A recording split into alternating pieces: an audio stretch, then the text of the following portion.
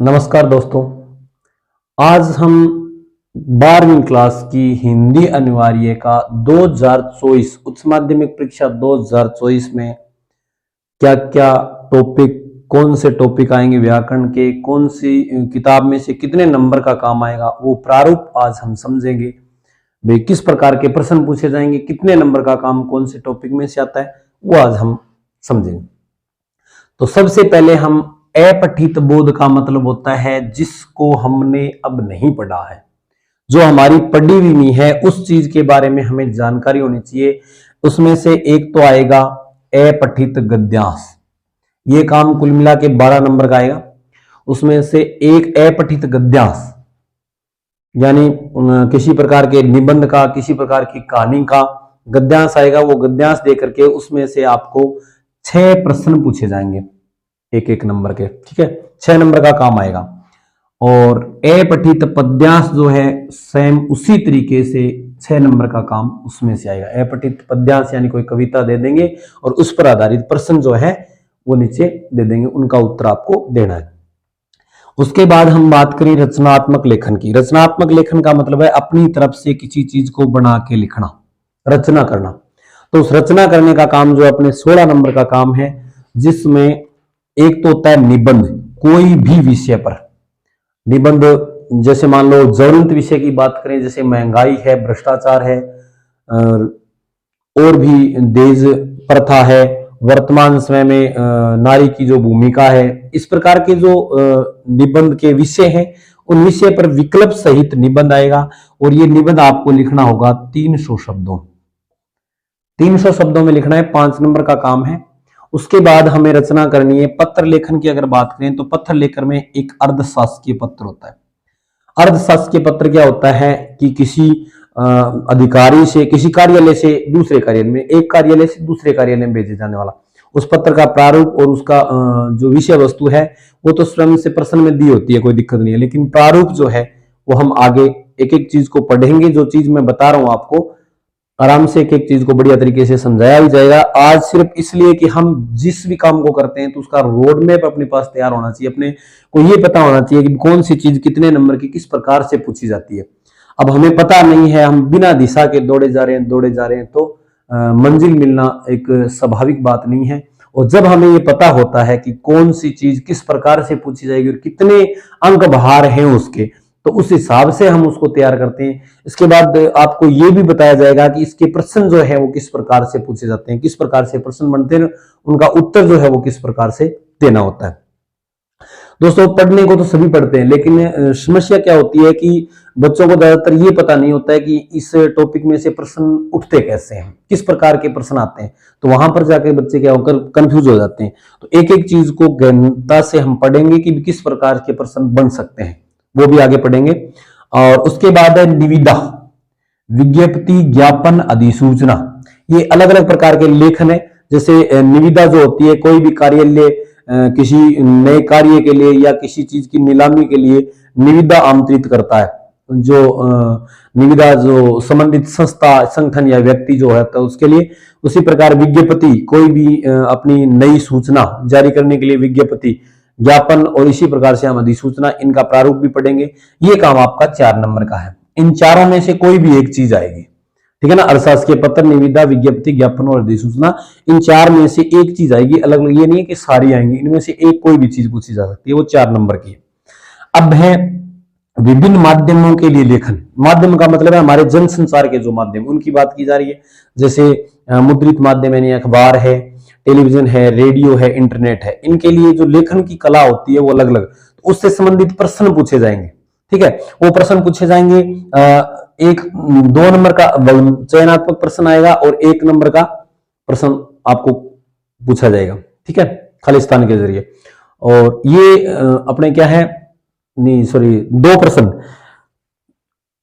प्रश्न पूछे जाएंगे 1 नंबर के, और 1 प्रश्न है जो पूछा जाएगा 2 नंबर का। कुल मिला के अपने 4 नंबर का काम है ये। ठीक है, ये भी आपको बताएंगे किस तरह से। और एक होता है फीचर या आलेख। इन दोनों में से एक 3 नंबर का काम आएगा।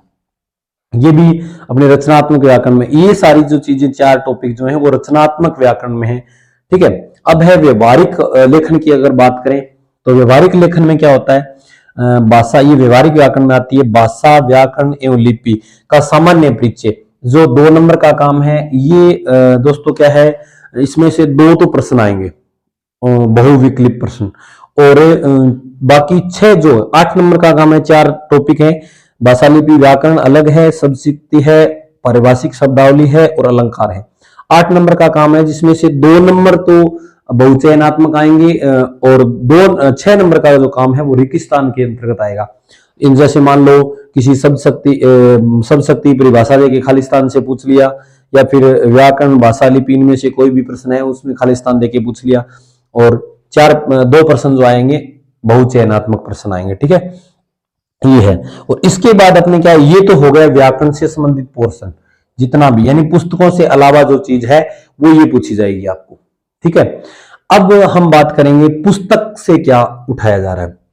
अगर यादगार के लिए लेना चाहो तो स्क्रीनशॉट ले सकते हो।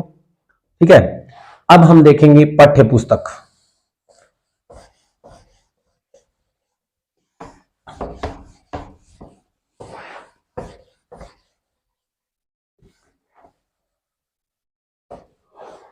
पाठ्य पुस्तक से बात करें तो पाठ्य पुस्तक हमारे 2 लगती हैं। एक तो हमारे है आरोह है भाग 2। ठीक है, तो आरोह है भाग 2 की बात करें तो आरोह है भाग 2 में एक तो आएगा सह प्रसंग व्याख्या। ये सह प्रसंग व्याख्या जो है वो 2 चीजों की आएगी। एक तो आएगा गद्यांश, इसकी व्याख्या आएगी, वो भी आएगी 6 नंबर की। एक है पद्यांश, यानी जो कविताएं हम पढ़ते हैं वो भी अपने कितने नंबर की आएगी, 6 नंबर की आएगी। इसके बाद हमारे यहां आएगा एक कवि या लेखक का परिचय, ऑप्शनल में आएगा। ठीक है, ये अपने आएगा 4 नंबर का। इसके बाद हमारे जो गद्य जो भाग है, गद्य भाग, उसमें से आपके प्रश्न पूछे जाएंगे 3 प्रश्न होंगे, वो तो होंगे बहुचयनात्मक प्रश्न,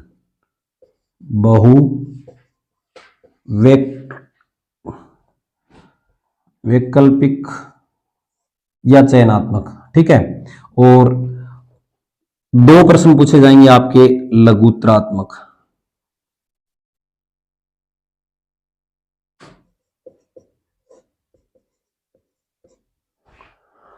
हाँ, तो 3 प्रश्न बहुविकल्प हैं और एक है लघुत्तरात्मक प्रश्न, जो आपके ये बहुविकल्प प्रश्न है वो 3 नंबर के होंगे, 1-1 नंबर का। लघुत्तरात्मक प्रश्न है वो 1 नंबर का।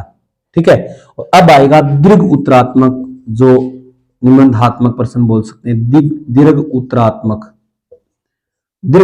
प्रश्न आएगा, ये आपके आएगा 3 नंबर का, नहीं सॉरी, लघुत्तरात्मक 2 नंबर का आएगा, लघुत्तरात्मक 2 नंबर का है, दीर्घ उत्तरात्मक 3 नंबर का। अब हम पद्य की बात करें, सेम ही पैटर्न पद्य में है, 3 बहुविकल्प प्रश्न आएंगे, एक लघुत्तरात्मक आएगा और एक दीर्घ उत्तरात्मक आएगा। सेम ये नंबर का सिस्टम रहेगा, नंबरिंग का। और अब हम बात करें, इसमें से हम देख लें 3 + 1 + 1, कहने का मतलब 3 बहुविकल्प प्रश्न हो गए, एक लघुत्तरात्मक प्रश्न हो गया और एक दीर्घ उत्तरात्मक प्रश्न हो गया। अब अपने पास एक पुस्तक और बच जाती है, वो कौन सी है, वितान। वितान में से क्या आएगा वो देखेंगे।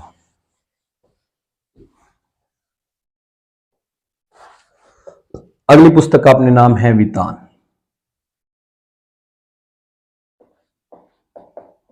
वितान भाग 2, इसमें से आपके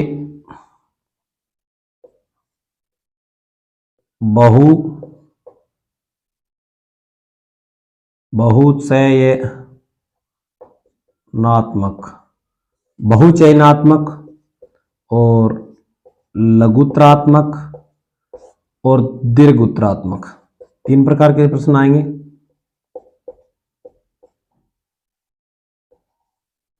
ठीक है, तो बहुचयनात्मक प्रश्न है वो कितने आएंगे, 2, ये 1-1 नंबर के, 2 नंबर का काम होगा। लघुत्तरात्मक प्रश्न आपके आएंगे 2, ये भी 2 नंबर का एक प्रश्न होगा तो मतलब 4 नंबर के हो गए। दीर्घ उत्तरात्मक प्रश्न आएंगे 2, और वो भी कितने नंबर के आएंगे अपने 3 और मतलब 2 नंबर 6 नंबर के आएंगे।